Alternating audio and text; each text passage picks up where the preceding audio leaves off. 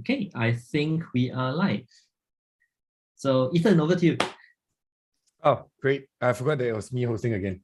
Hi, guys. Sorry, no, that's part of the fun of this session. Okay, welcome to Quick Connect Live, where we share, learn, and grow together as a community.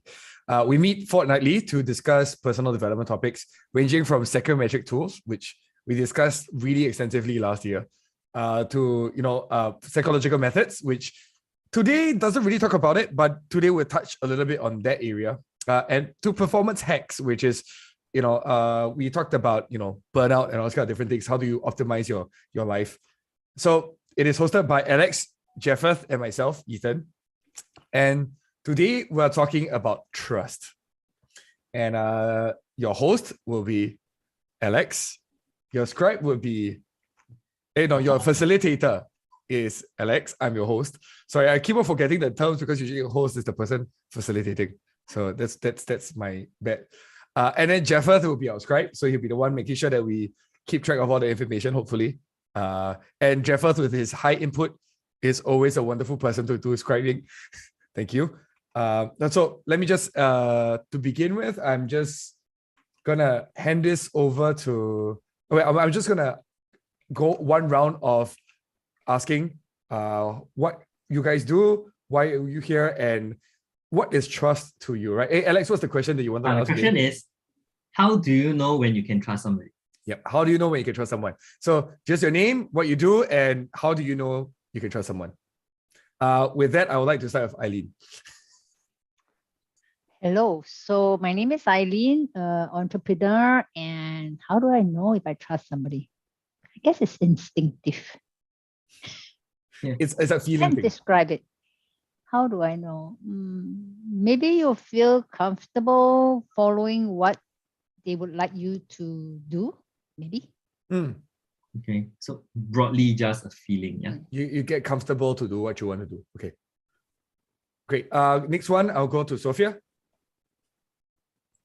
Hi everyone, I'm Sophia. The question is, what does trust means to me? Yes. How do you know that you trust somebody? I think introduce yourself as well, right? So what do you do? Oh, okay. I'm in the line of HR. I had this invite. I think it just prompted up. So I was curious because I think trust is a very important topic, especially in terms of organization culture. How do we build trust? How do I know I trust somebody? I think trust is built over time if what the person says and the behaviors are congruent. And also, to me, sharing same values are also important. So values and the person does what the person says. Yeah.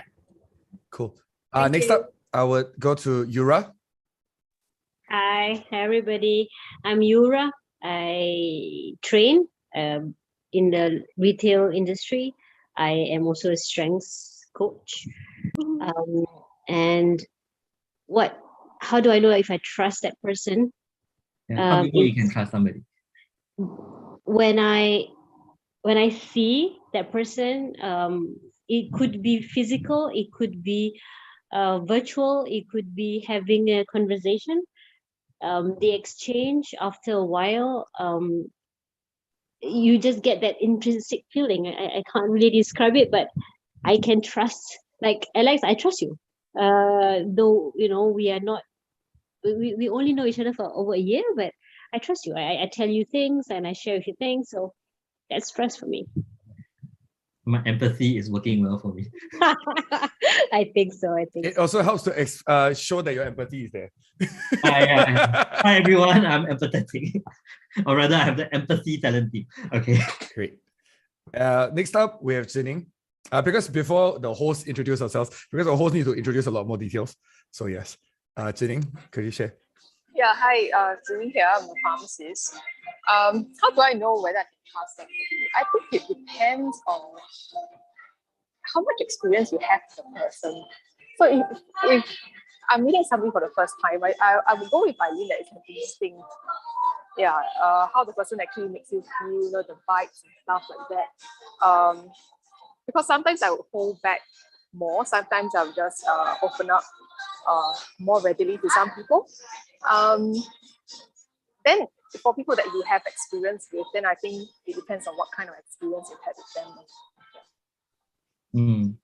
What do you look for in the experience to decide whether or not that person is trustworthy? Whether, I mean, it always helps if the other party takes the first step to trust you and be vulnerable and trust you, with certain information or responsibilities, I guess. Okay. Also, I guess no negative experiences, yeah, or not just with you, but also I will be a bit cautious with people who have a lot of rumors around them. Not that I'll use it to judge them, but then it's just part of the information that I will kind of like collect, make a decision about them. Okay. So rumors, the person is vulnerable beforehand and willing to trust you. Yeah, you got to triangulate your own personal experience with what people say as well. Yeah.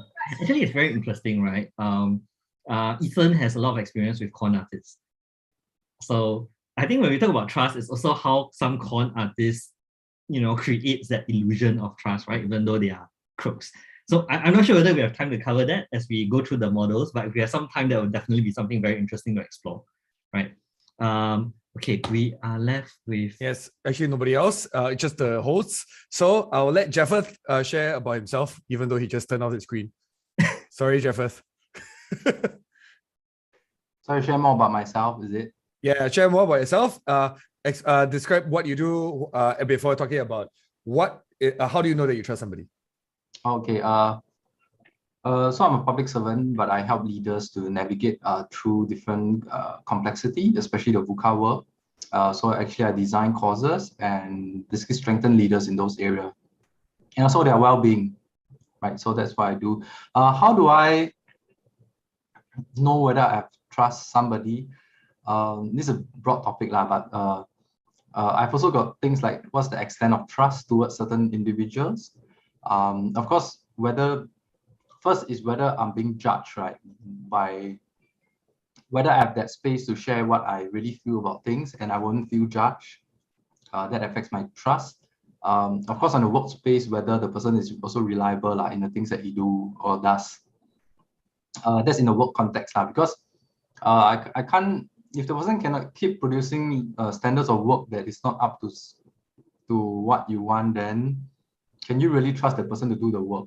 I mean, that has always been a question. So yeah, I'll say my gut feeling goes with first is whether I'll be judged. If that person, I can share whatever I want and I won't be judged. Then the other one is in a work context is how competent that person is and reliable. Yeah.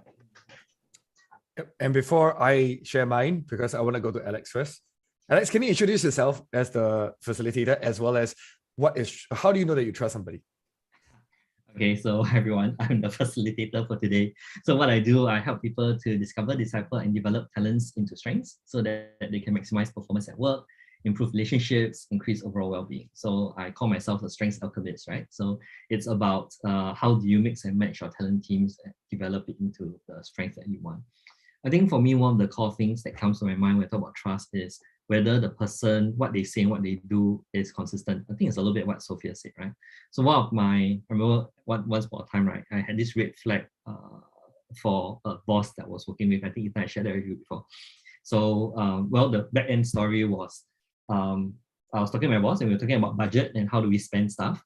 So he was saying that, as for budgeting, the highest ranking person in the group should pay, and so that it gets approved outside of the circle. If not, there's no accountability.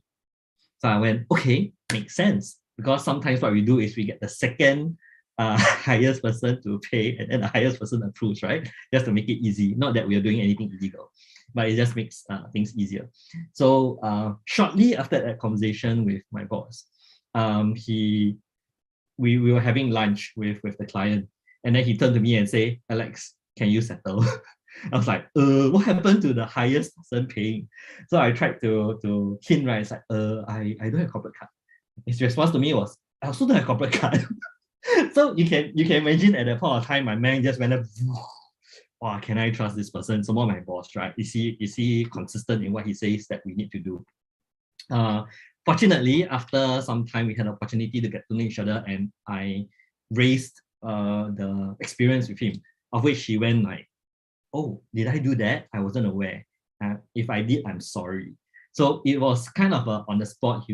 He showed that he was not arrogant or proud. He recognized that he might have done something he didn't, and he apologized for it. And he went as far as to say, "Oh, this is what I usually do. If you don't believe, you can check with my other team before I came." So it's my story of how my trust was shaken, and then how that trust was rebuilt. So I thought that's kind of an interesting story and context behind why I say that reliability is important. Yeah. Great. I have to go as last because anything I would say here from now on about trust completely differs from everybody else, which is not surprising, as Alex knows. So hi, I'm Ethan. I run a cybersecurity school. I talk a lot about cybersecurity, but actually really what we're doing is we're actually helping people with careers in cybersecurity. We're actually using cybersecurity as an excuse to help people have a new life. And for us, we're very glad because like 5 of our students actually got new jobs, got pay raise, and with a new career. And we're very excited about that because we went through the CV writing, the processes with them and everything. So we're actually more coaching and a little bit of cybersecurity training. And that's really what we are about, actually. So that's why I'm also usually involved in this, because my passion has always been development of people. And that's why Strengths Alchemy and this Quick Connect session was something that actually me and Alex started, and thankfully Jeffeth joined us to really add on to this trio of guys talking about emotions and psychology with a bunch of ladies joining us, which is exactly what happened today too, right? So which is great. Yeah, it's turned out that way, right? Like it's become 3 guys with a bunch of ladies talking about psychological safety, emotions, and all these kind of wonderful things. I think it's wonderful, and happy International Women's Day. And it's worth celebrating as well because, hey, we get to share about this very vulnerably and very openly. I want to talk about trust in a very different perspective because I think the word trust is very loaded. A lot of people talk about trust on too many layers for me. And again, a perspective I have Asperger's, very mild, but for me, the words love and trust are overly loaded in my world for me to understand what they mean, unless I define them very clearly. So that's why for me, when most people talk about trust, they talk about situations and how like consistency, things like this. I go back to the thing about predictability. So, but that's about my ability to predict the other person. So it's a mixture of the other person's behaviors, meaning if the person is very erratic and you never know what they're going to be like, I am unable to predict because they are unable to predict themselves, right? That's also one of the major issues.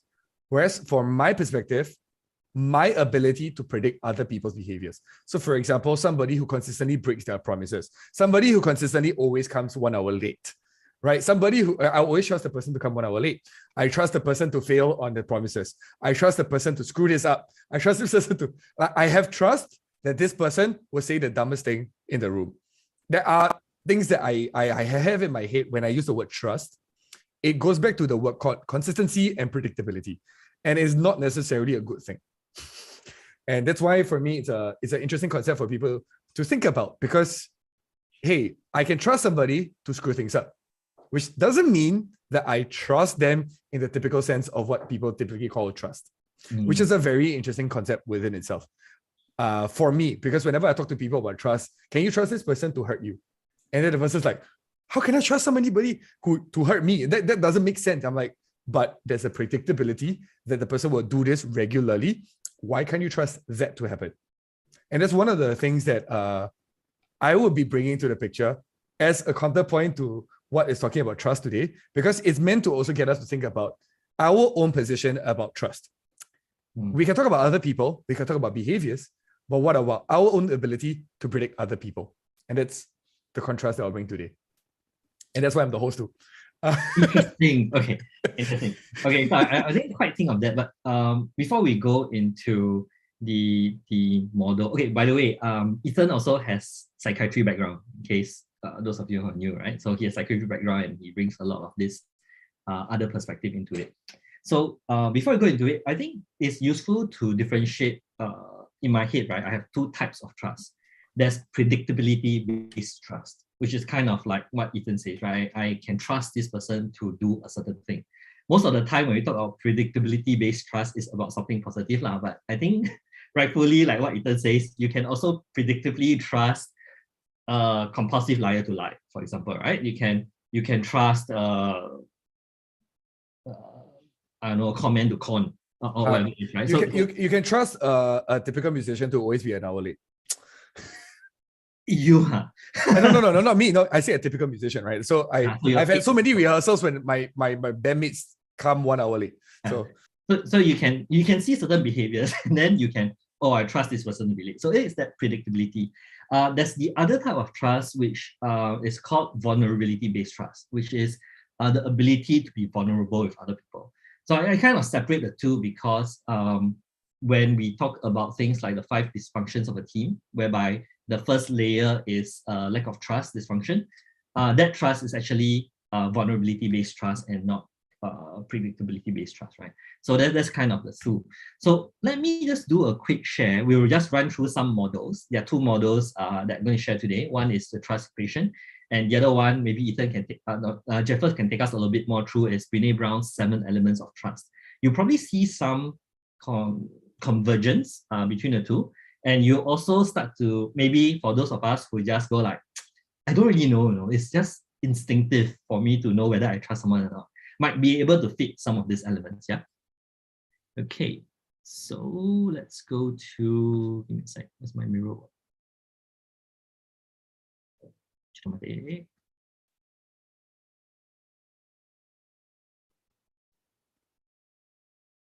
Okay, you all see the board? Yes? Nod your head if you can. Okay, so the first one I want to talk about is the trust equation, right? So I kind of put this off. Someone shared this with me at one point of time. I was thinking, okay, this is a very useful way to think about trust.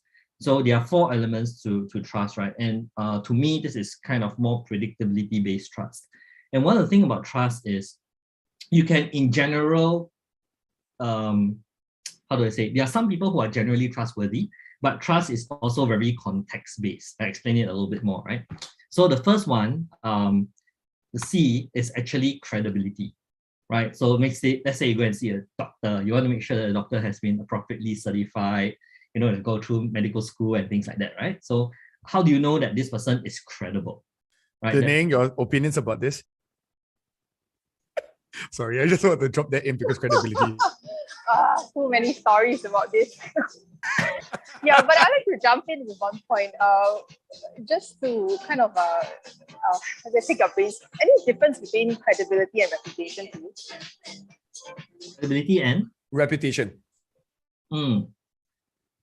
I think they are somewhat linked, actually, right? They're usually correlated. So reputation of a cert, for example, NUS cert versus random cert from some random country that nobody knows for a doctor. Why do we trust certain schools? Why do we trust certain schools more? The credibility is usually related back to the reputation. So I would say they're correlated, but it's down to the perception. Yeah, and also when credibility, you talk about reputation, you have things like words of mouth, or now people do reviews, right? But reviews can also be fake. So, but if you see like people recommend someone to you, like, oh, I think this surgeon or this person, this doctor is really, really good, that kind of increases the credibility, right? You have social proof. So I do think that credibility and reputation are somewhat linked. Yep, just to explain a bit more, credibility, as the term goes, is credit. So it's as if you're credited a lot of goodwill from the community. So that's usually what credibility typically means. So yes, reputation is a major part of it. Okay. Then of course, able to show your proof certifications can also lend to credibility if nobody knows you, right? So like, let's say you're trying to get hired and you say, hey, look, I've done this, and so can vouch for me. So that all adds to credibility. The second item is reliability. So essentially, reliability is, does the person do what they said they will do, right? Are they able to do what they said they will do, right? So if I say that, oh, I will double your money every month, like some scams, they go like, I'll give you 50% growth every month. Please put your money with me, right? So reliability is the ability to deliver on what you say you will do, right? I stands for intimacy. Not intimacy, not kiss kiss. Intimacy in this case means that you can trust the person with certain details that the person will not share outside with other people, right? That's that kind of intimacy. You know that you can trust with. Oh, that's what intimacy is.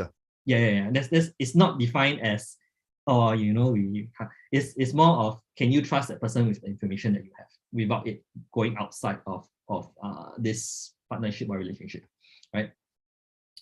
And then the last one is self-orientation. So self-orientation, that's why it's divided by self-orientation, right? Which is how much is the person kind of like, are they just concerned for themselves? Are they looking for only their own interests? So I could have the best surgeon, can always do everything really, really well, can keep secrets, but is very, very self-centered. Everything is about himself, how much profit he can make. You probably trust this doctor a little bit less, right?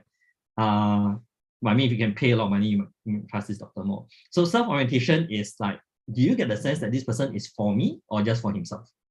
Right, and that's kind of self-orientation.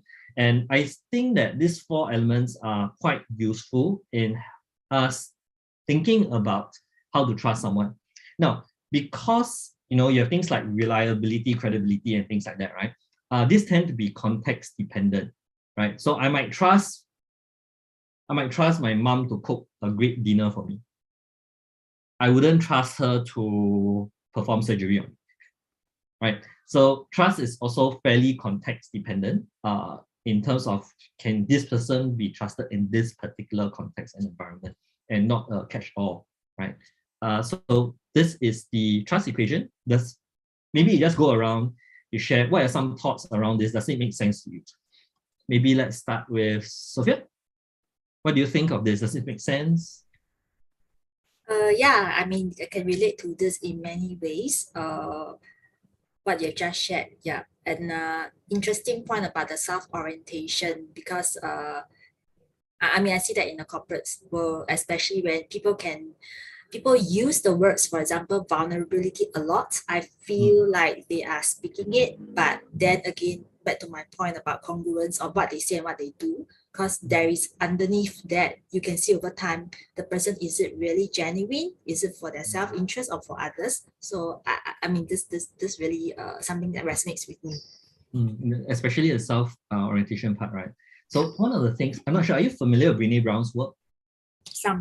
On vulnerability. So there's one thing, I'm not sure if you've read it in the book, right? She actually makes a distinction between being vulnerable and using vulnerability.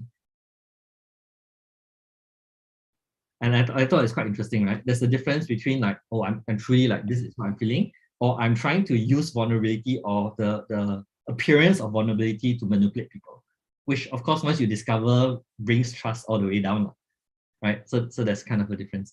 How about Yura? What do you think when you look at the trust equation? Do you mind talking about the self-orientation part a bit more for me? Okay, so self-orientation is in the sense of, do you sense that this person is for you or just for himself? Self-orientation is in the sense of, do you... Oh, I just heard myself. That's so surreal. Okay. Yeah, because Ken is listening to both on his laptop and his phone, I think. Okay. So, okay, so for example, right, let's say in another work context, so I'm working with my boss and something goes wrong. Can I trust him to put our interests in the forefront, or is he going to protect himself and throw the rest of us under the bus? Another word is called selfishness. Yeah, okay. Or is he selfish? So that in that sense of orientation, does it make sense, Yura? Okay, Ken, now better. I think it's a combination of emotions. It's a combination of experience. It's a combination of in terms of social context also, right? So it's more that, like, for example, I don't know, I feel that once bitten twice shy. So like for instance, I have heard about this particular person, and this particular person hasn't been like what Ethan was saying. I trust that person is gonna screw up. I trust that person is gonna be late for So it really boils down to your experience too. That's what I think Sophia said just now. Mm. Does it make sense? I'm just trying to link it up. Me and my Yeah, I think it makes sense, right? So there are different ways to look at it. At the moment you told me the example, I can trust the person to be late, right? So first thing in my mind is, oh, credibility is low, but then his reliability is actually quite high. So you can rely on him to be late. Okay, let's go to Zining. If you can talk, well, any thoughts around this equation? Can you relate to it?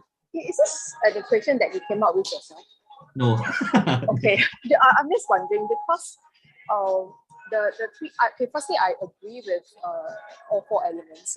Definitely, if something is self-serving, you would kind of also hold back, Yeah. So I actually, in the last few months, rejected a candidate from sponsorship, because the entire view that I got about the person was really he was just all about himself. And because of that, I cannot trust that I cannot trust what he said, about how he's all for others. The thing is that I wonder why the three elements on top is a plus and not a multiply. Because multiply would kind of mean that if any of the three is a zero, there will be no trustworthiness at all. I'm just wondering whether that is that makes things a bit more extreme and therefore it's technically a different. Interesting. Because even if you say the example of you can always trust the person to be late, like his credibility for being late is pretty high, right? I mean, his reputation is as such. So I think it really depends on how you see it. I don't have an answer for you. I didn't create this equation, but I think if for you it is such a weightage, right? In terms that, oh, if any of this is zero, means I can't trust this person, then it may very well be something that works for you. I think, so personally for me, right, at the end of the day, when we look at a model, we have to look at it and say, okay, so how do I apply it in my own life? So if for you, and you are very aware that, look, if any one of this is a zero, that's it, I will not even deal with this person. For some other people, they may look at it and say, okay, maybe the person's, I don't know, intimacy is low. For example, he will go out and tell other people, but to me, if this goes out and other people know about it, okay, no big deal to me. What's more important is this person is very good and I know he can do the job. So I think it depends from person to person. In terms I was actually expecting I to be for integrity. So sorry, I didn't catch that. I was expecting I to be integrity. Okay. Yeah, maybe I should just let everybody guess what it is, right? Just now. Wasted. Never mind. No, but it's okay. But integrity actually relates back to reliability. But here comes there's even these words are loaded in terms of what we deem them as.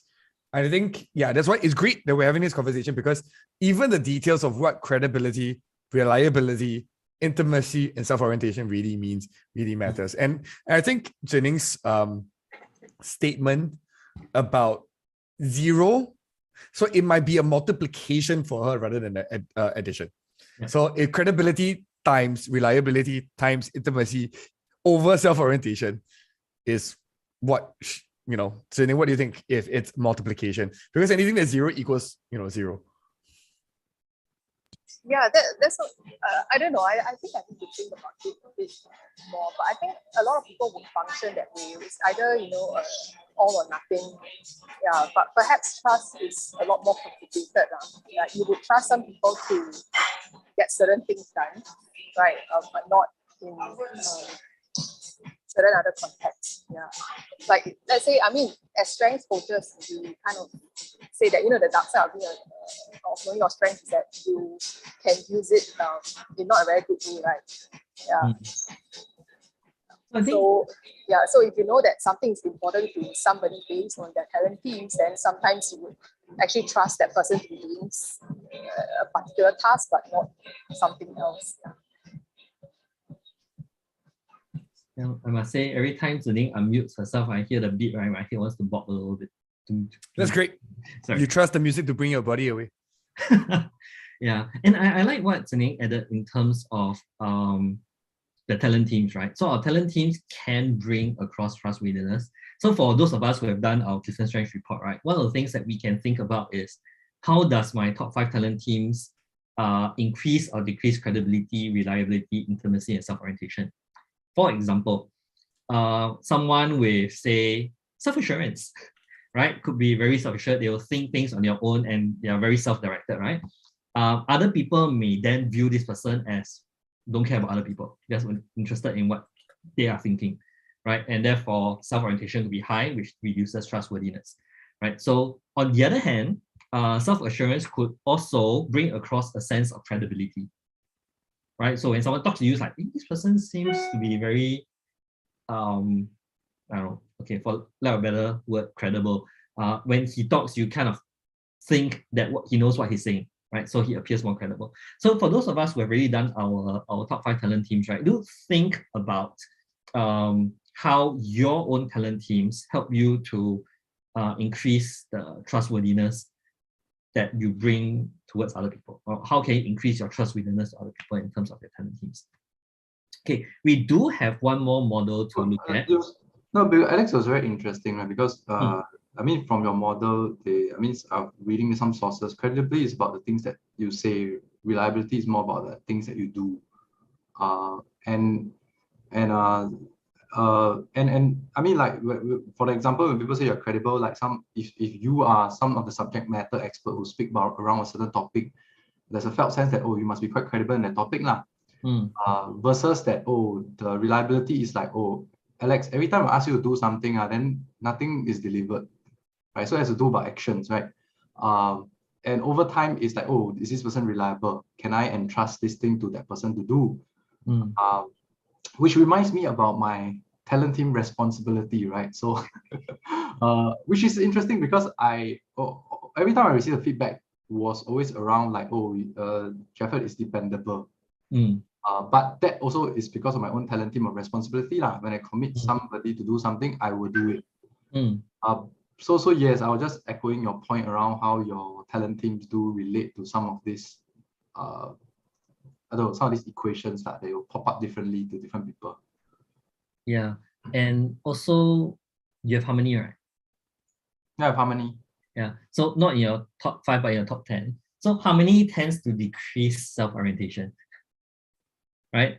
People with harmony tends to have lower self-orientation. They tend to focus on, other people, are they okay? Do we have common ground? Can we pull other people's opinions and create common pool of knowledge, right? So harmony then could also reduce your self-orientation, which makes you more trustworthy. So think about your talent teams and see how do they add on, right? I think credibility also adds in. So for example, Jefford, your learner and input, you collect a lot of information. Every time someone talks to you, you are able to supply information, you are able to make references to things, which increases your credibility. So when someone wants to work with Jefford, you'll be like, oh yeah, Jefford, you give him something, he will do it the moment he says that he will do it. Right, so there's the whole trustworthiness, how he brings across trustworthiness to other people. Okay, so let's move on, and then later if we need to, we can come back because no worries. There's a lot of things that I can share later on. So yes, we need to move on first. Yeah. So we also can. So once we look at Brene Brown's 7 elements of trust, you can also see certain commonalities, right? So Brene Brown's 7 elements of trust. I have not read the book yet. She uses the abbreviation BRAVING, which is quite interesting. Which is about brave, right? It's about courage. So it's about like daring bravely, right? Yeah, daring bravely. Okay, let's guess what the first one is. Anybody wants to shout out what they think B stands for? Balls. Balls. Okay. You must have balls. Close. Of steel, yes. Anyone else? Okay, let's try Eileen. Anything? Belonging. Belonging. Sophia?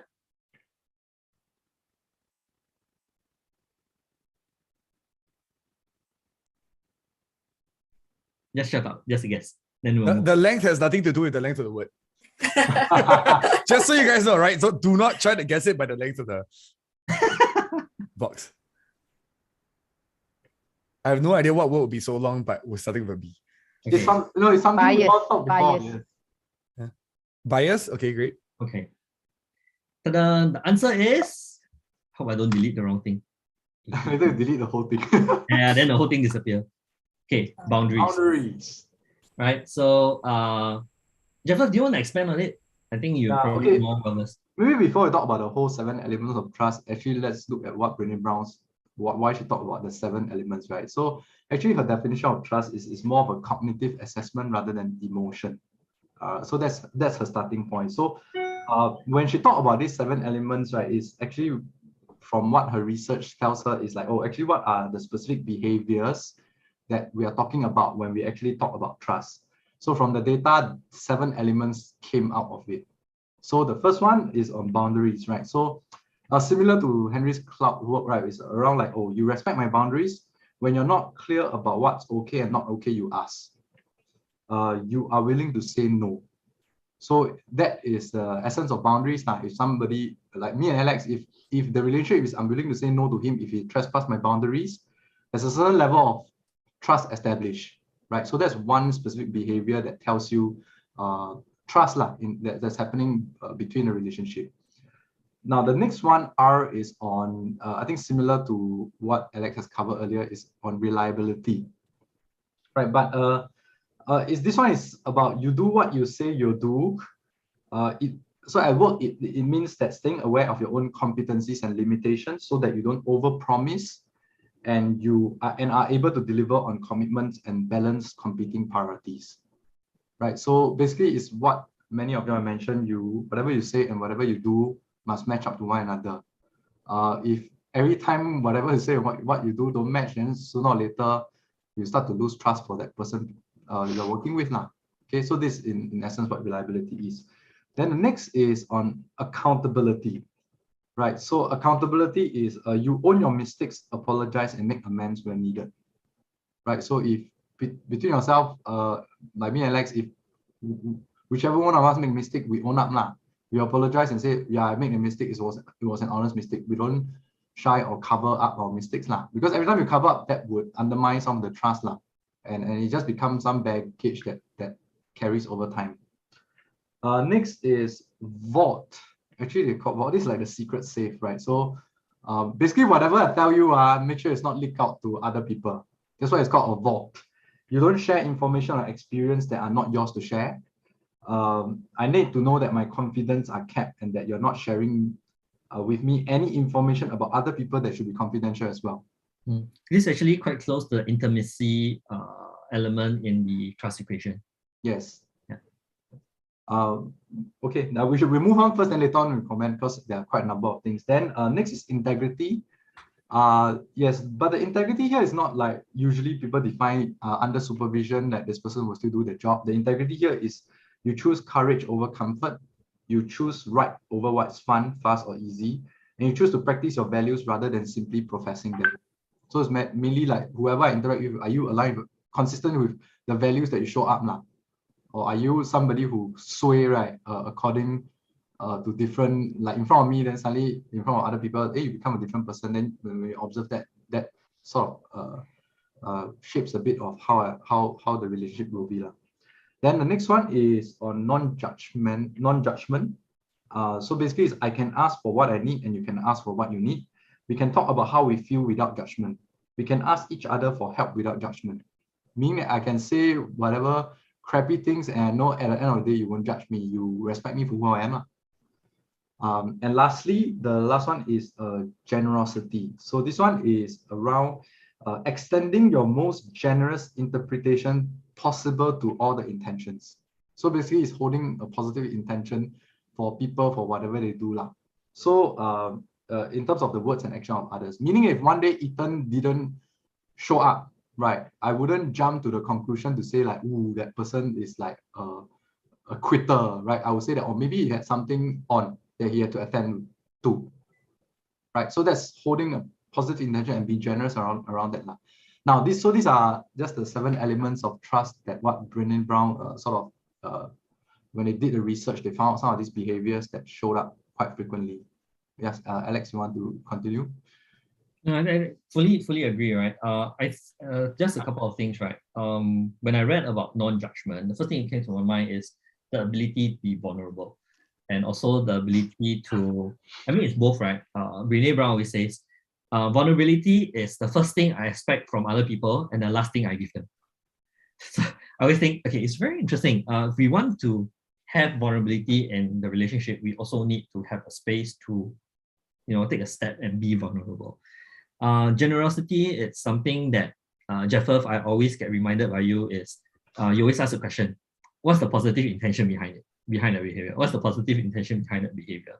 So I think one of the tricks of practicing this generosity in terms of thinking is maybe just to ask yourself the question, right? Whenever you see someone behaving untoward to you, you might ask, okay, what could be the positive intention behind that behavior?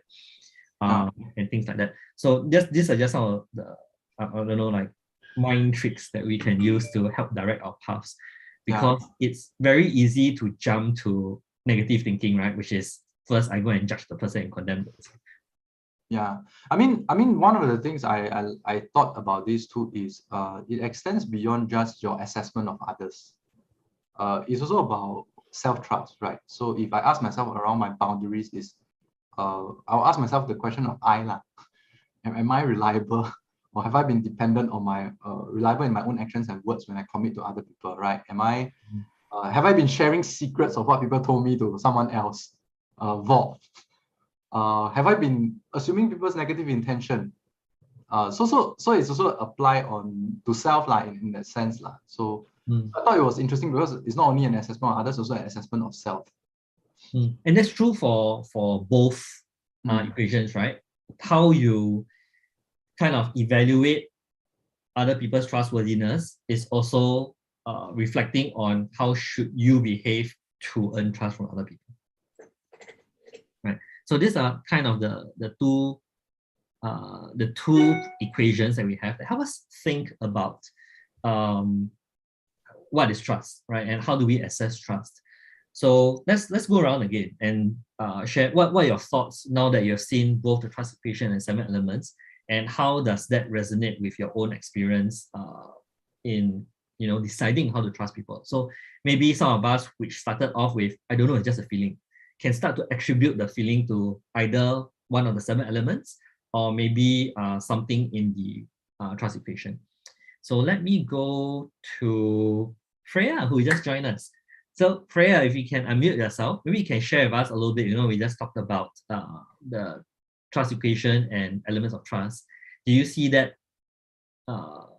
consistent with how you've experienced it? Hello, can you hear me? Yep. Yeah. Yeah, I find that the sharing was very good, and then but then for the part of generosity, it actually depends, I think, because sometimes you give people the benefit of doubt, but then you end up getting hurt. So it takes time to observe before you really trust, I think. Yeah, I mean, to me, trust is earned, not given. So sometimes it's like broken trust. You choose to trust and then it gets broken. Yeah. Okay. So yeah, I think that makes sense. How about Yura? Hi, I think it's good to always put a term to all this, because for me it's more feeling. I trust people based on feelings, after we speak, after a few exchanges. But then again, if you think about it, without having all this information at the back of your head, what's the level of trust, right? Is it really just I'm agreeing with you for the sake of agreeing, or do I really buy exactly what you say? So it's good. It's good to put all these terms, and I really appreciate the fact that, when we talk about integrity, yeah, it's it's very important for me personally. Does any of these elements kind of fit into the feelings? Like, oh, I feel I can trust you. Or is it still like, oh, don't really know what goes into it, but it's just a feeling that I get? I think it's a combination. I still have the feeling thing because I'm a feeling person. Yeah, I agree. Like use your intuition is more accurate.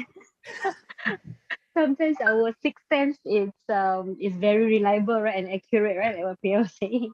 So, but it's also based on what people say, based on what has happened, based on your past experiences, or what you've read about that particular doctor or something. So it it it makes it makes a little bit more sense because I will be potentially making a decision that need to save my life. So I need all these things to gel. I need all these, like, tick boxes, right? But then again, let's say I'm just gonna go and have a nice evening and have a networking session. I don't think I should really be ticking the boxes. I'm just there to have fun and discover. So I think when you're just there to have fun, you're actually practicing non-judgment, right? So, right? So I mean that Yeah. sometimes when we trust and we demonstrate trust, you realize that some of this comes in. So you're actually demonstrating non-judgment, not judging, and you're just there to experience stuff. Yeah, maybe I mean, I'll relate one example lah. I mean, how I see it work, right? So, like example, usually in like my team meetings, right? So, I'm usually very vocal and I'll speak more to what I truly believe lah. But on the other hand, I also feel sometimes that once I say certain things out, will I be judged? And like many of you have said, right? Also depending on the response of other people. If the response come across to me like, oh, your idea sucks, or why are you raising this idea? And that's how people set the tone, right? Then that affects like, oh, I feel that space is not safe enough already. So I did feel judged. So that affects one of the elements of non-judgment, right? Which does pull down my other ways of feeling around the person. So maybe I won't see the person in such a positive light, which is the generosity. So yes, I do feel that some of these parts are linked to one another. But I see more like everything is happening at the same time rather than, I mean, the individual parts is good for you pick out which piece, right? But then actually everything is happening at the same time. Then I also need to have integrity, which is my own courage to speak up what I truly value, right? Rather than being a people pleaser and just say things that what you want to hear, but actually I don't truly believe about it. Yeah, so I think there are a couple of things that mix together that, yes, that makes it yes, that's why it become a feeling. Yeah, and they're all interwoven, right? Yes, So interwoven. if you have integrity and you practice and you know your values, that's when your boundaries are clear. Yeah. Right? So it's kind of all meshed together. I'm still keeping quiet because there's a lot of things to add. So I will let you guys keep continuing first. Yeah, so we'll go through everybody in the room and then Yes. Ethan will come to you, right? Ken, what's your perspective? Ken, yeah, come join us. Since you come and join us, you should join us. What's your perspective when we start sharing about the elements of trust, and does it align with? That is quite interesting because the first thing that came to my mind was that as they were speaking is that the first thing that came to mind was that trust is not like a switch on or off kind of thing. It felt more like something that you give bit by bit by bit rather than okay, I trust this person. And the second part about it is that trust is a very life variable kind of thing. Is that okay? One scenario is that okay, I trust this person to do this work, but I will not trust this person with my life. On the other hand, there's this other guy that I would trust with my life, but I will not trust him to actually complete that work. That kind of thing. Yeah, do not hand him any work, but I can trust him to go and take a bullet from me. Yeah, that kind of thing. So I guess it really boils down to, at the end of the day, what is the interactions that you had with this person that enables you to actually be able to trust him with it? Like, what does it align with something in you that gave you the ability to trust him on that thing? Mm. Mm. That's the one thing that I was thinking through as I was listening through the whole thing. And I think it makes sense, right? Because we were talking about also things like trustworthiness is context dependent. It's about what is the object or the thing that we are trusting the other person with, right? So maybe for a start, right, I might trust, I don't know, so if you have kids, and I was reading my friend's Facebook, right? You maybe trust the kid to handle $2, right? So $2 a day, you think that the kid can manage that, and then you increase your the level of responsibility, right? To, okay, I'm going to give you $10 a week. So what can you trust the person with, right? The object also changes with what you trust that person. And when we meet someone for the first time, I don't know if you all are like, if let's say I want to trust a financial advisor, I might trust the financial advisor with a small piece, maybe one policy.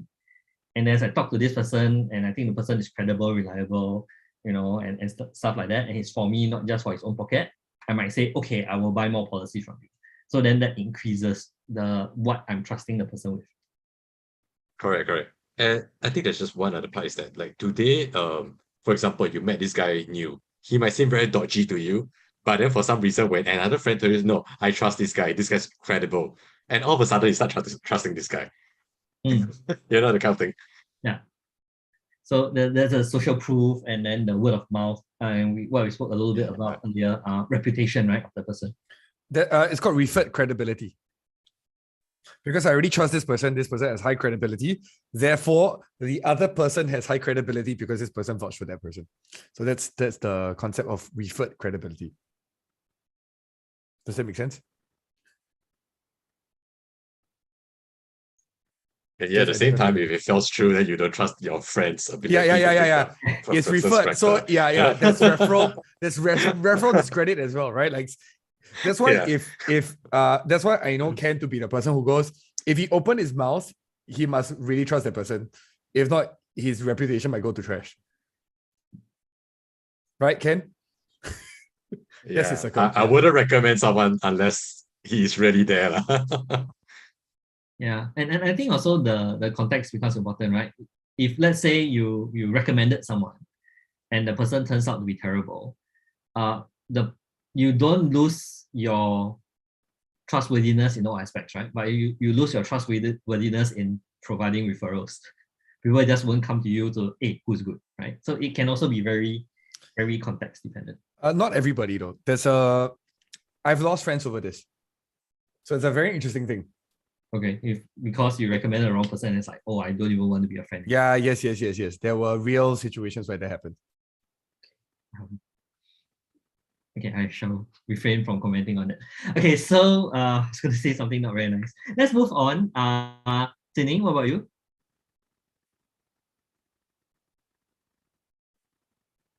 If she can talk. Okay. I don't quite know what to say. I'm still thinking through it. I kind of agree with Jeff that I would say everything goes on at the same time. Then it got me wondering, then what's the point of breaking it down? When do you actually need to break it down?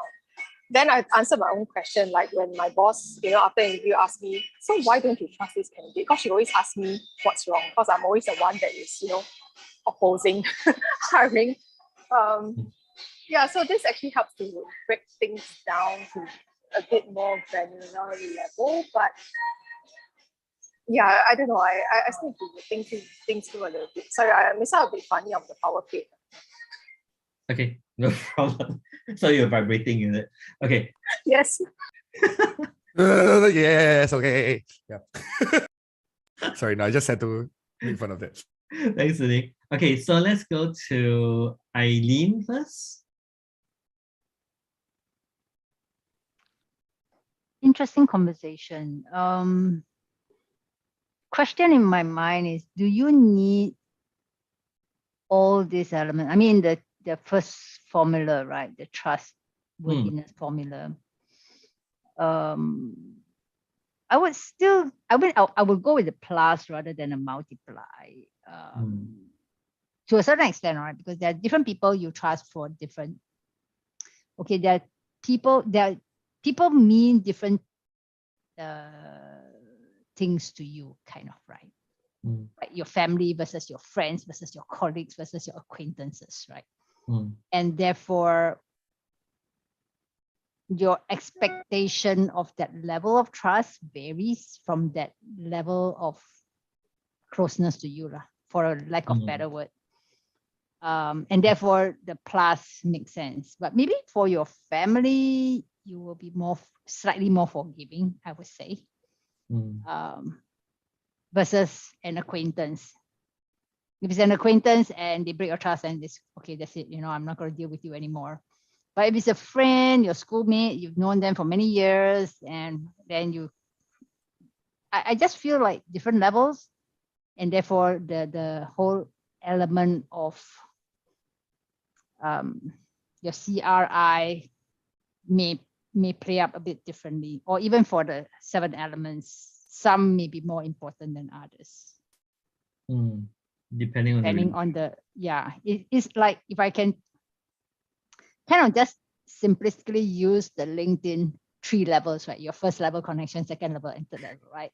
It's just simplistically that way, right? I mean, your first level, you really want more trust, and you'll be more expecting of trust from them versus your third level, or even your fourth and fifth level, which is different. So as I listen to all the conversation, what just came to my mind is, do we need to have all elements all the time? I don't know. Maybe for me, some people, I don't need all elements. I just need some elements. But for certain categories of people, I need all elements. And for some people or even family member, I would probably say, yeah, maybe the T could be a C times R times I. So it's just a different, and also in my head, something was kind of crossing, like, if your family member break your trust, right? Would you forgive them? That the whole element of forgiveness also came into my head. And therefore that whole thing around whether it's a plus or a multiply, because a multiply will say that I won't forgive you, and therefore that's it. It is either the 1 or 0 kind of concept, right? Because there's an element of forgiveness tagged to it. Actually, Ali, what you spoke about actually is very interesting, right? So, Dr. Henry Cloud, right, in his book, I think Necessary Endings, also talks about this, right? So there is a difference between forgiveness and trusting a person. So you can forgive the person, but that doesn't mean that you need to trust the person until the person has proven himself or herself to be trustworthy after the trespass or the offense. So I think they're quite separate. And the reason why I kind of deviating a little bit, right? Because we talk about forgiveness now. A lot of people are stuck thinking that if I forgive this person, I must trust this person. If I don't trust this person, it means I've not forgiven the person. And then they all get tangled up in their head. So I think it's probably healthy to make a distinction between forgiveness and trust, right? I know Henry Cloud has mentioned 3 things. I can't remember offhand. So forgiveness has to do with the past, right? And then there is reconciliation it requires 2 people, has to do with the present.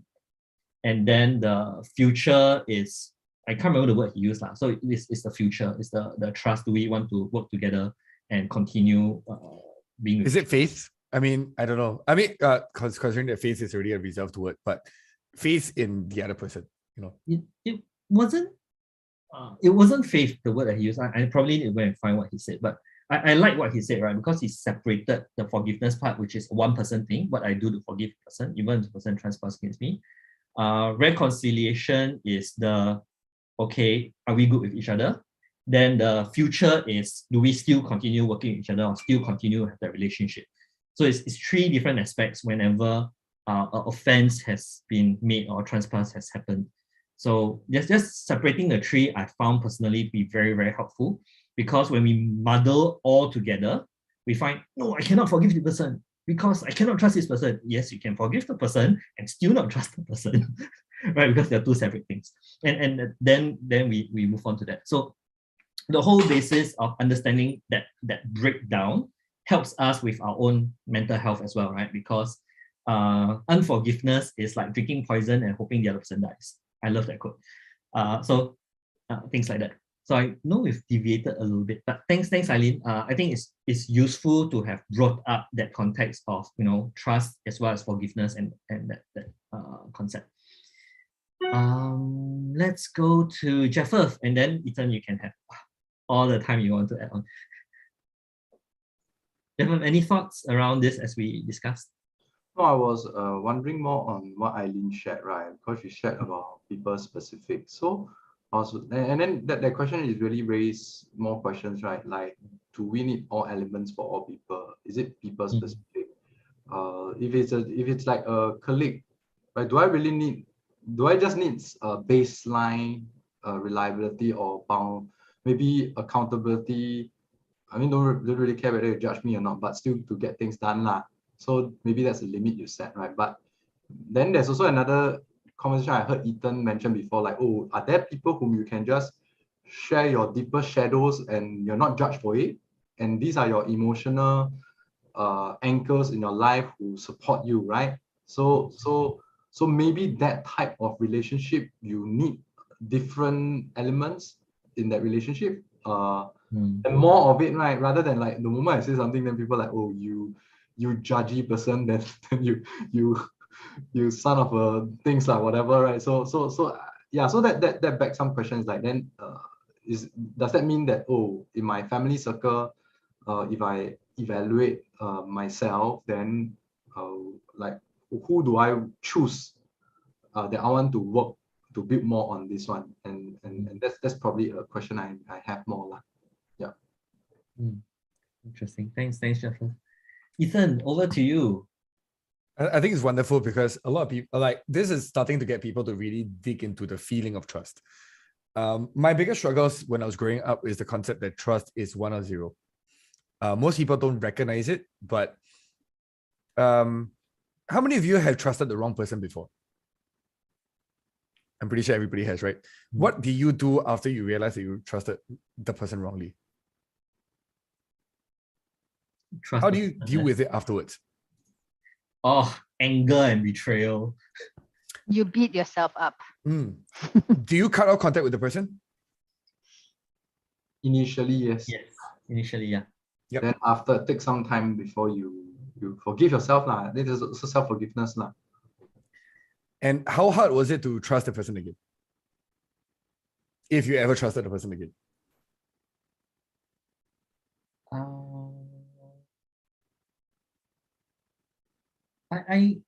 Okay, so for me, it depends on what kind of transfers happen, right? I may try to share what I feel or my perspective of what happened and get the person an opportunity to clear up.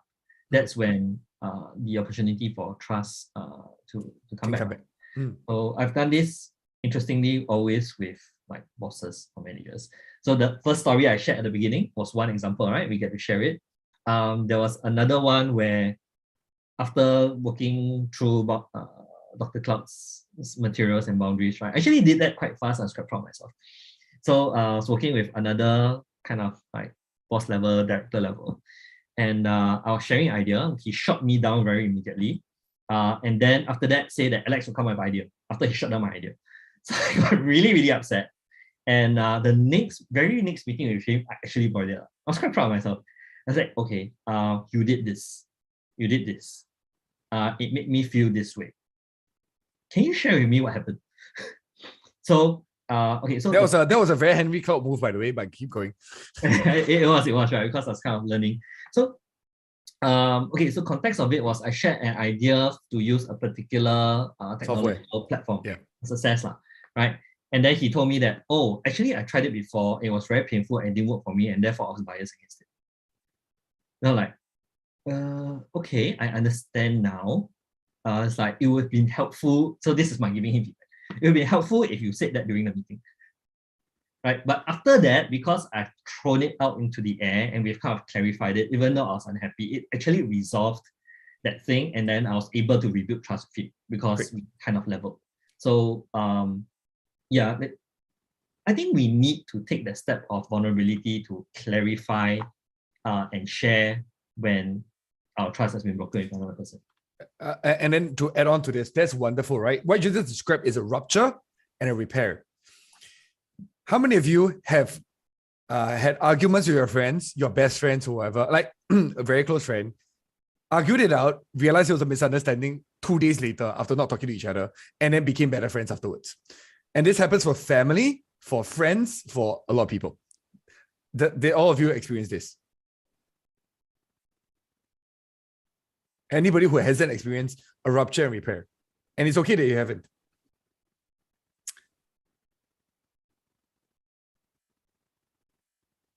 Okay, thank you, Freya, for saying yes. Anybody else? Everybody okay? Like you've experienced rupture and repair. So one of the favorite parts about this is that trust is not a definitive term. Trust is a temporal feeling that you have for this person at this moment. But it can last for more than just this moment. If I hold on to it. So if a person betrays my trust, but I still choose to believe them because of my misguided beliefs about the person, I still trust them with my life, even though they've broken it over and over again, which is why some people fall for abusers. You know, they still trust that person with their lives because the person once defended me before. But then I keep on coming back to this person. When we hold on to trust as a concept, rather than as what we feel, as a temporal thing that is transactional between me and you today, right at this moment, we fail to see trust as what it is. So the feeling of trust, which I think is what we talk about most of the ways here today, right? Is not the ability to predict you. It's the ability to feel comfortable enough to be myself with you and to trust that when I tell you something or when I hand over something to you, that you'll deliver, that you'll be reliable, that you'll be able to hold on to what I say without hurting me in the process, and to be able to live up to what you say you will do. That's really what trust is to most of us. How many of you have trusted somebody that you thought was really good in an area? That means that he's a doctor, but then he talks about economics as if he's the best person in finance and whatever, and then you start realizing that he's terrible at it, and then you have to lose all trust in him or her. I mean, I'm speaking from my experience. That's why I have a very specific kind of person I'm talking about. But how many of you have had the experience? Eileen, you unmuted, so I'm happy to hear your thoughts. Well, I didn't have a thought around your question. Yep. I was just thinking about the other, just before you said this last question, right? About trusting people after they've broken the trust, right? My thought came around that you could just continue trusting the person because of convenience. Like, I'm so used to this arrangement of working with you, dealing with you, or living with you, right? That, yeah, you've broken the trust. Yes, it's very painful. I hate it and blah, blah, blah. But, and you said, like, sometimes you hang on to abusive relationship, right? It's because it could be not just because, it could be because you're just comfortable with it. You don't know any other options else, or you're just too lazy, or you have no confidence that you can get out of that situation to find something better.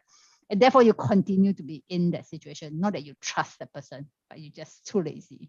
Yeah, but choosing to trust the person while still being in a relationship with the person, right? So if I'm in a relationship with a person in any capacity, whether it's a friendship or relationship or intimacy, I'm still subjecting myself to the person's abuse or distrust or behaviors that will hurt me.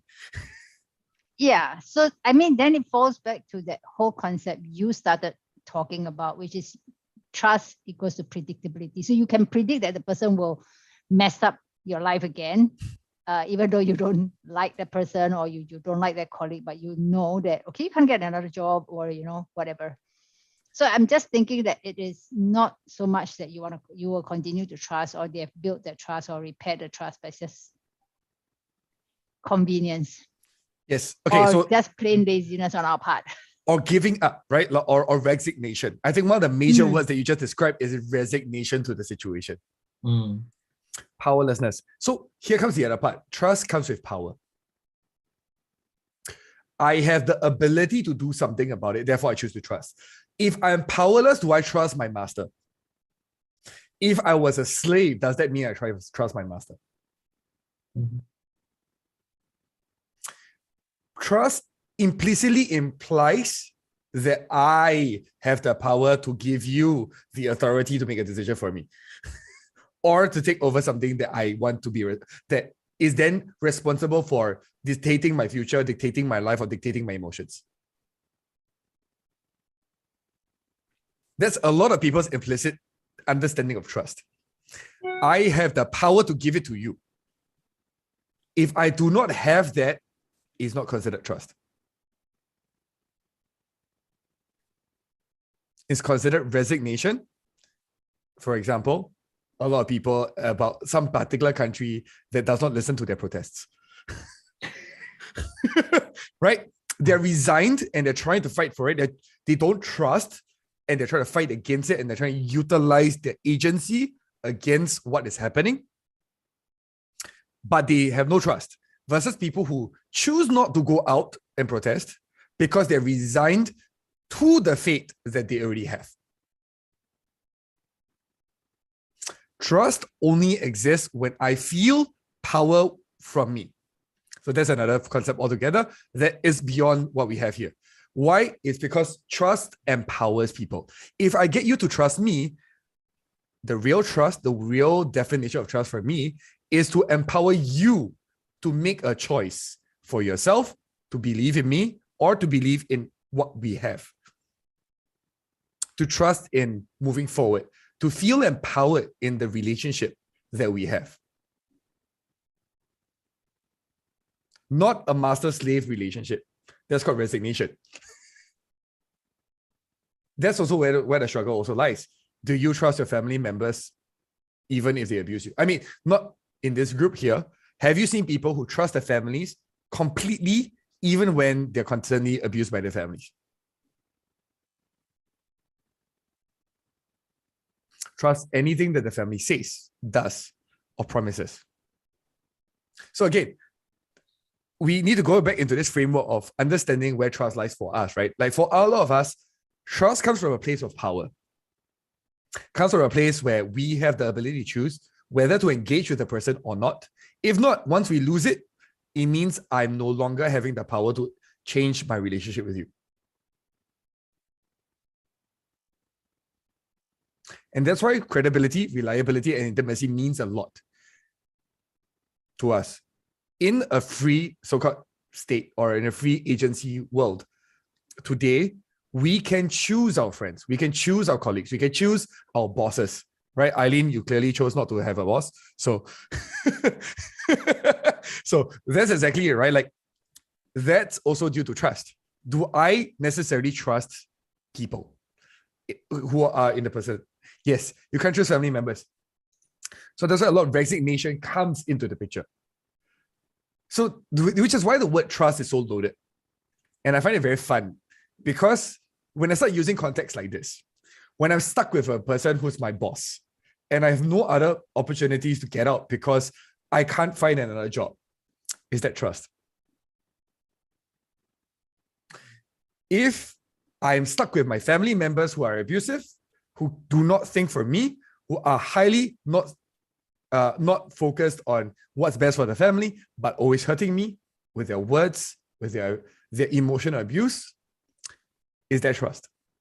But for a lot of people, there's trust in the implicit format of, oh, I can trust them in my life because they always protect me, even though they're an emotional abuser. So there's a lot of these different phrases that we can use in different contexts. But I think what I want to bring forth as to what is described today as what we term as trust. The 7 elements of trust as well as trustworthiness. This assumes that you have a choice in choosing who you trust.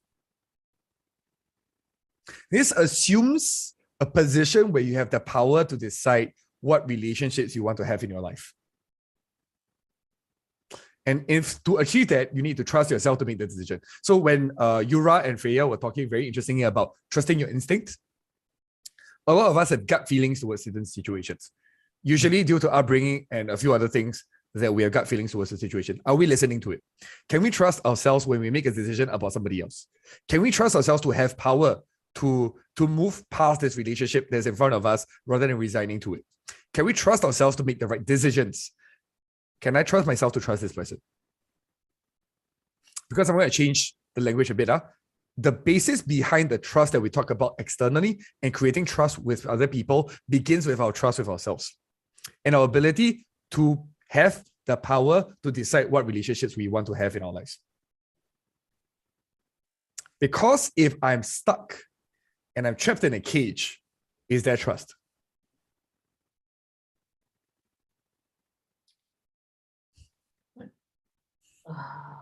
Okay, it's interesting, right? Because ultimately, when we start talking about this, trust is a choice, right? So if you can't make a choice, then essentially it's not trust, because you choose to trust someone, right? So as long as that choice isn't there, then I guess it's not trust, right?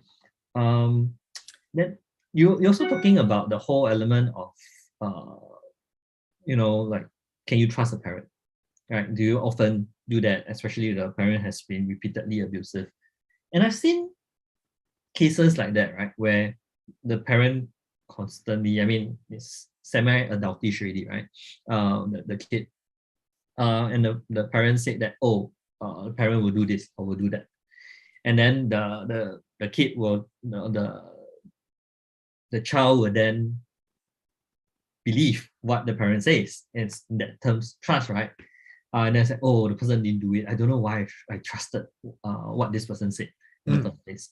So there's still the choice to trust, but I guess in that particular context, you can also trust a non-trustworthy person, and then found that it may be misplaced. So so I want to begin, use that space, right? To go, every bit of trust is from the perspective of it's from the direction of us choosing to believe in somebody.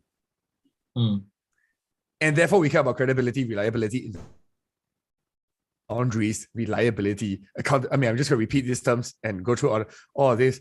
Vault, how much this person will keep the secret, integrity, non-judgment, and generosity. This assumes a choice that I can read all these things, trust you or not. Everything here assumes that I have agency to look at my boundaries, to look at my reliability, to look at my accountability, to look at my vault, my integrity, my non-judgment, and my generosity, and compare it to yours to decide whether you're worth my time.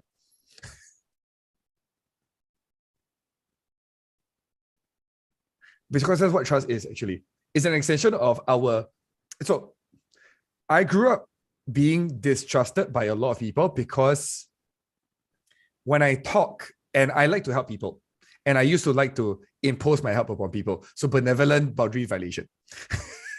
I used to do a lot of that. People felt like I was some crazy person and they didn't trust me because I was so giving and so willing, and I go out of the way to help people, right? So then they felt like, oh my God, what's wrong with this person?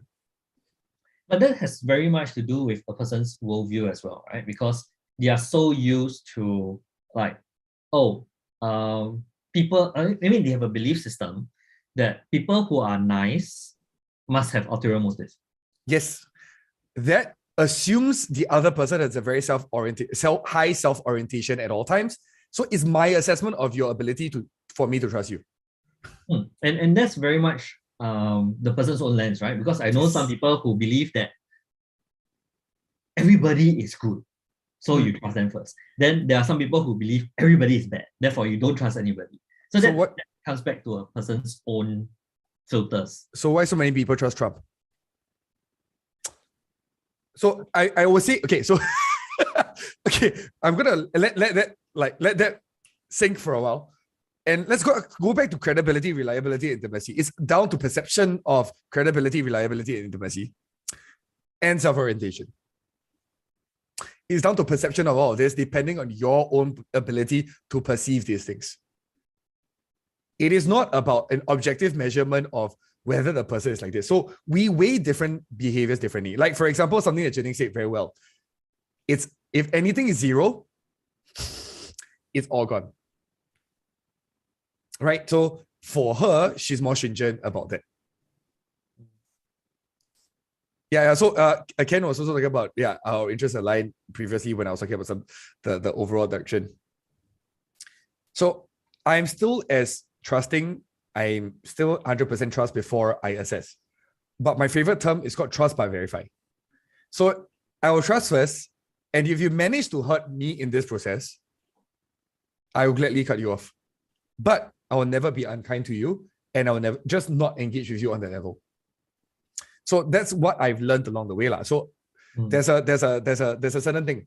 Because why? I cannot test your credibility, your reliability, and intimacy with objective lens until I put you to test. And to put you to test means I need to trust you completely before I get to that. Which is why I find these measures very useful, but also useless if you do not think about some of the underlying thought processes behind it. It is my perspective of these things and how I utilize this framework to judge people, to decide who I trust. So that's why when Alex was saying that, hey, it doesn't matter whether this is true or not. This is a great framework for you to look at how you assess other people's trustworthiness through your own lens. And that's why I go back to this, right? If you don't have power, you have no ability to trust. So for example, if you feel trapped by your boss, you don't trust your boss. If you have no ability to criticize somebody, that's not trust. That's called fear. If you have no ability to revolt, feedback, or in any sense, go against somebody, that's not trust. That's fear. If I feel completely safe, I feel like I can share things openly with this person with really no dangers whatsoever, that's where trust really begins. That's my perspective to add to this conversation, to kind of break away from just this details. These are great. Boundaries, absolutely important, because if you cannot respect my boundaries and I live in fear of you, there's no trust possible. Reliability. If what you say or what you do completely do not align, I cannot trust you, right? Accountability, that goes back to that, right? Consistency of behavior, all these different elements. But remember one thing, fear doesn't mean that you, for all of us, we forget that there's another element called fear and resignation, where we give in to the other person, where we feel like we trust the person, but we might not, we might actually be in resignation. And that's just another perspective to add in the picture, where to explore further into trust, this understanding that you have the power to choose is a very core part of any of these models right here. I hope I didn't make it too heavy. Interesting. Okay. You make me think. Okay, yeah. So I do agree with what you said, right? Especially the part about credibility, and all these things are actually perception, because you have to ask yourself, how do I know that someone is credible? How do I know that someone is reliable? How do I know that someone is able to keep a confidence? And how do I know that someone has high or low self-orientation? Yes. So those are all your own personal filters and criteria before you even get to what trustworthiness is, right? So the ability to kind of dissect your own criterion for, how do I trust someone, how do I not trust someone, is important for yourself. Then the other flip side of it that I think a generic model is useful for is when you want to assess your own trustworthiness to other people and how other people perceive you. So that's the other flip side of how some of these models could be useful, right? Because if, let's say, you're a manager, you might start asking yourself, well, how can I make myself more trustworthy towards my team and my colleagues and things like that? Then some of these models will help guide your behavior, evaluate what you can or cannot what you can do to increase that level of trust that people have in you. Just to add into that point, if you can use how people look at credibility, reliability, and intimacy differently, you can also decide how you want to gain the trust of these people, because some of them look at things differently. The way they interpret self-orientation also is different. The way they interpret boundaries is also different. And so it's very important for you to recognize how your different colleagues view these things to build trust. And this is actually one of the major reasons why I need to talk about this element, because you need to get to their heads in order for you to build trust with them too, because it's a two-way street. Yeah.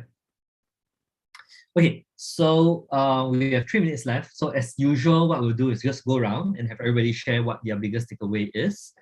And I'll go down based on the list I have here. Right? Let's start with Eileen. Your biggest takeaway from today's discussion.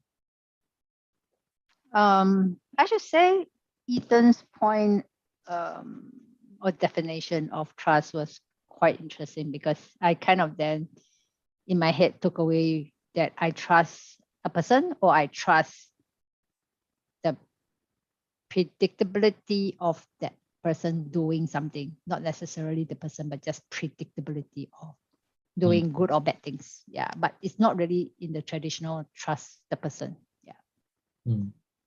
Thanks, Eileen. Ken?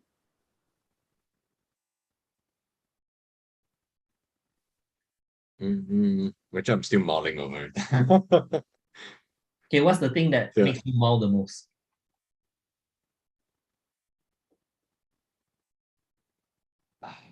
Can I actually repeat the whole thing again? Because I have to kind of like review the question in my head one more time. No, what hits you the hardest? Actually, the part that hit me the hardest was actually the point on the forgiveness and when you guys were before on the forgiveness part. You Because can for me, forgive it's but like, not trust. Yeah, that's why. And of course, don't contact also. So it's like, yeah, why not? Okay. In what way did that hit you, the forgiveness and trusting? Because it felt like a few different things for me. You can forgive a person, but you can also don't contact the person. You can also don't ever trust the person. Those kind of things. So it's like a 3 separate elements rather than all lumped mixing together. them. Yeah, correct. Originally, it was all mixed into one for you, is it? No. It was a separate thing for me altogether. Like each is a decision to make. Right. And for me, it's like the whole topic is actually very, very quite live. I think Ethan would know this, but meeting a person and talking to the person, I would kind of more or less know whether to trust him or not. It's kind of like the alarm system. Like, okay, I thought this person is shifty. This person is shifty, doesn't give me good vibes, you know. And then automatically like, okay lah, 不用深交了, that kind of thing. Okay, cool. Thanks, Ken. Okay, Zheng, your biggest takeaway? So actually a lot of random thoughts. When Ethan was talking about the holding on to the moment, I somehow had that thought of some Disney song in my head. But I think the biggest takeaway is probably using these equations to get into how people understand or what the concept of trust is. Yeah. Having to help someone deal with what I call inherited mistrust. Yeah, so she had to inherit reportees from a previous reporting officer, which the reportees did not trust. The trust was broken, and she's finding it very difficult to actually build that trust. Yeah, so I'm trying to put these two together, see how to apply it. Okay, inherited distrust. Yeah, that's what I call it. Okay, it's a nice term.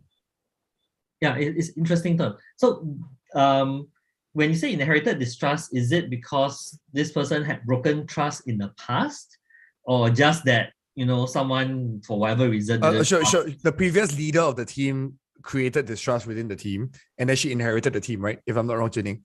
Yes. Cool. Okay. That's a culture thing, but yeah, that's very interesting. So inherited distrust for authority figures. So if we go back to that again, so yeah, that's why.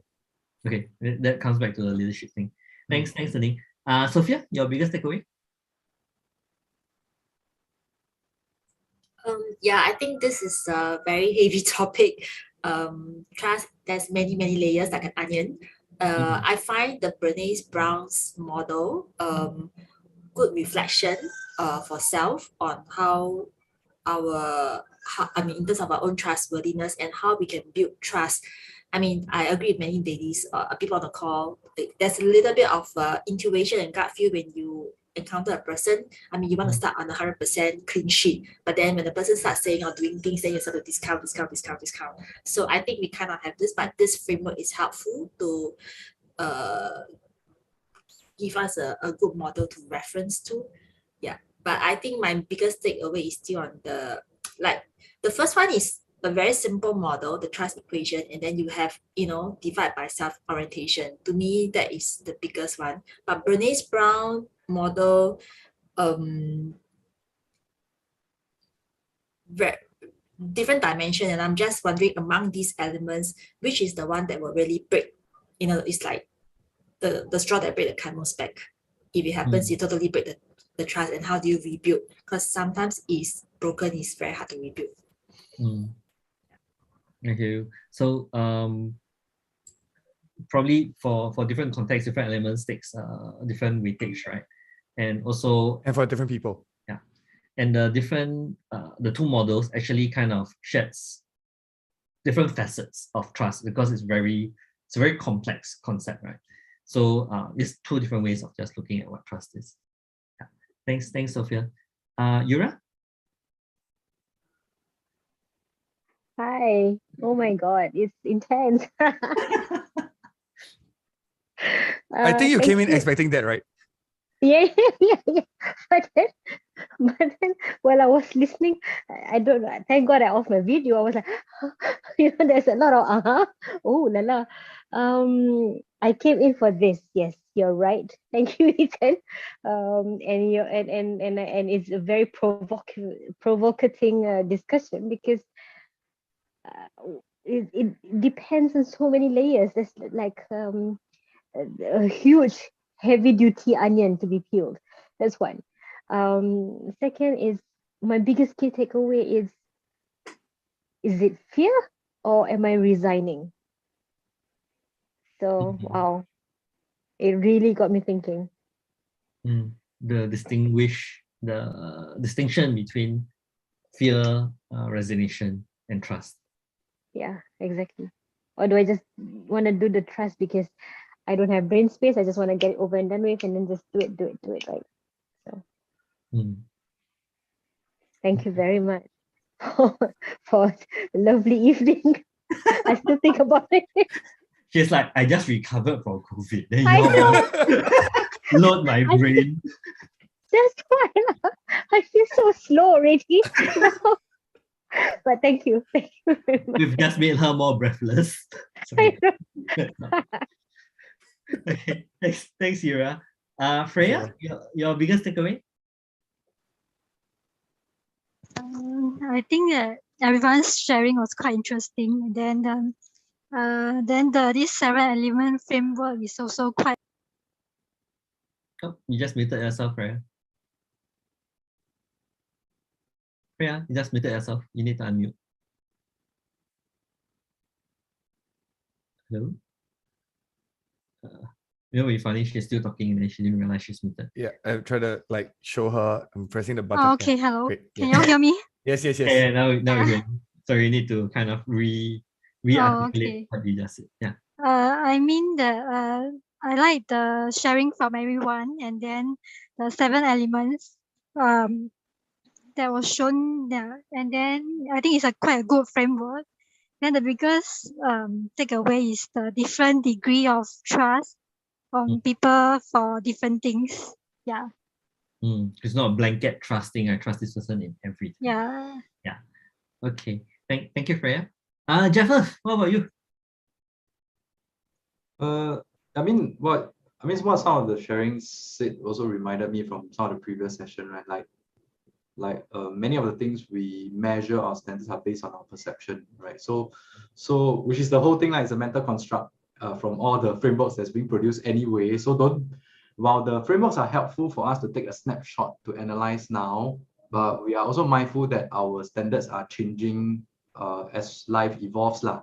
So so is our perception. So I think what Ethan highlighted is that is because it's evolving, we are always making a new choice at every given moment, right? So that's what I like about it lah. So that's what also came up for me. Oh, actually, yeah, trust is power lah, and every moment in time is power to make the decision, and it's definitely up to you to make the choice because that snapshot is always evolving.